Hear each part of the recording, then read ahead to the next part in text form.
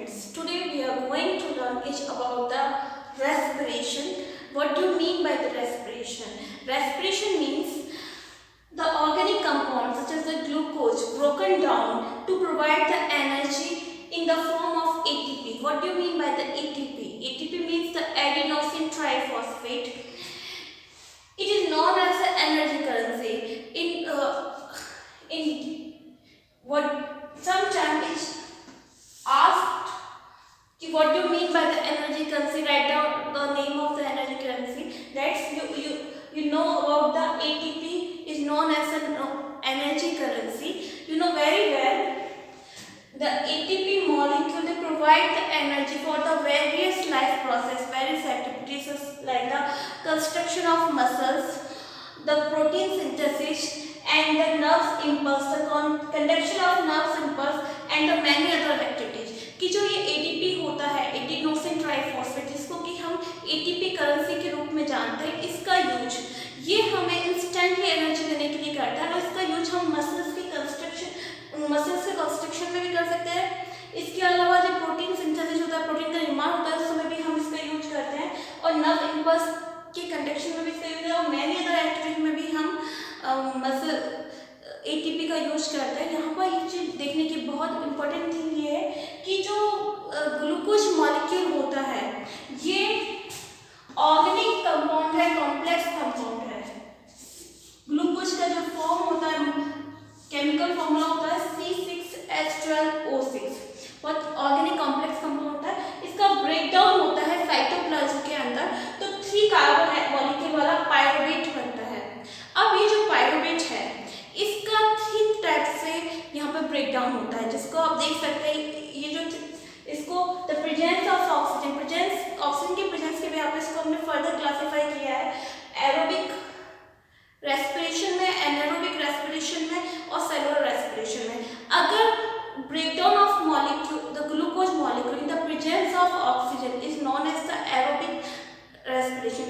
अगर ऑक्सीजन की प्रेजेंस में रेस्पिरेशन हो रहा है या ग्लूकोज मॉलिक्यूल का ब्रेकडाउन हो रहा है और एनर्जी हमें मिल रही है तो उसको हम एरोबिक रेस्पिरेशन बोलेंगे।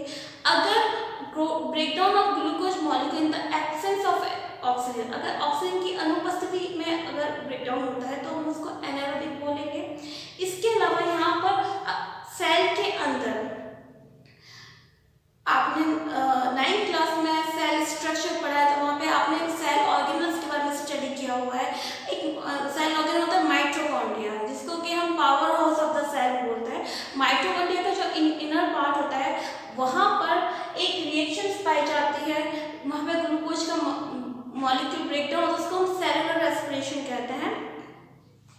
इसी कारण हम माइटोकॉन्ड्रिया को power house of the cell कहते हैं, क्योंकि वहाँ पे एनर्जी करेंसी के रूप में ATP के रूप में एनर्जी जनरेट होता है, इसलिए हम इसको power house of the cell कहते हैं। तो यहाँ पर आप देख रहे हैं कि एब्सेंस ऑफ ऑक्सीजन, अगर ऑक्सीजन की अनुपस्थिति हो, ऐसा हमें ईस्ट में देखने को मिलता है। ईस्ट के अंदर हम देखते हैं कि जो 3 कार्बन मॉलिक्यूल है पायरुवेट, वो कन्वर्ट होता है इथेनॉल C2H5OH। इथेनॉल का फॉर्मूला देख सकते हैं C2H5OH। यहाँ पे हम देखें एथेनॉल कि जब पायरुवेट 3 कार्बन एटम्स वाला जब पायरुवेट होता है वो 2 कार्बन एटम्स वाले एथेनॉल में कन्वर्ट होता है। कार्बन डाइऑक्साइड गैस रिलीज होती है, उसके बाद एनर्जी रिलीज होती है।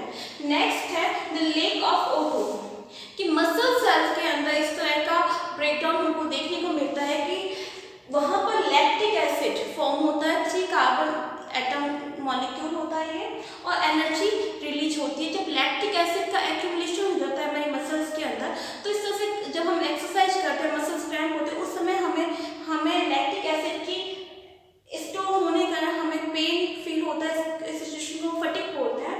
नेक्स्ट है the presence of oxygen, the breakdown of pirate molecule into the carbon dioxide and water molecule and also release the energy is presence in the presence of oxygen in the mitochondria. कि mitochondria के अंदर हमें इसको देखने को मिलता है, इसको हम बोलते हैं सेलुलर रेस्पिरेशन।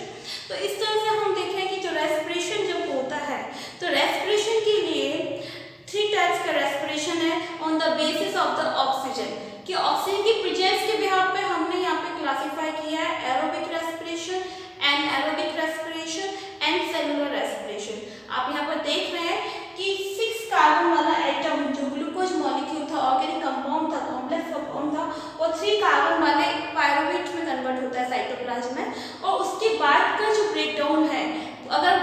बात करते हैं ईस्ट के अंदर, तो वहाँ एरोबिक होता है, वहाँ इथेनॉल फॉर्म हो रहा है। अगर मसल सेल है तो वहाँ पे लैक्टिक एसिड फॉर्म हो रहा है। अगर प्रेजेंस ऑफ सेलुलर रेस्पिरेशन है तो वहाँ पे कार्बन डाइऑक्साइड और वाटर मॉलिक्यूल फॉर्म हो रहा है। तो इस तरह के प्रोडक्ट के बिहाफ पे भी हम इसको आइडेंटिफाई कर सकते हैं। अब नेक्स्ट टॉपिक आता है कि रेस्पिरेशन जब होता है तो रेस्पिरेशन के लिए ऐसे ऑर्गन जो रेस्पिरेशन के लिए रेस्पॉन्सिबल है या रेस्पिरेशन वाले फंक्शन को करते हैं, उसको हम बोलते हैं, उन सभी ऑर्गन्स को हम रेस्पिरेटरी ऑर्गन्स बोलते हैं। और रेस्पिरेटरी ऑर्गन्स हमारी बॉडी के अंदर रेस्पिरेशन को प्रॉपरली फंक्शन में लेके आते हैं। यहाँ पे हम देखें तो रेस्पिरेशन जो हमारा स्टार्ट होता है वो हमारे माउथ या ब्यूकल जो नोजल है चैम्बर, वहाँ से शुरू होता है।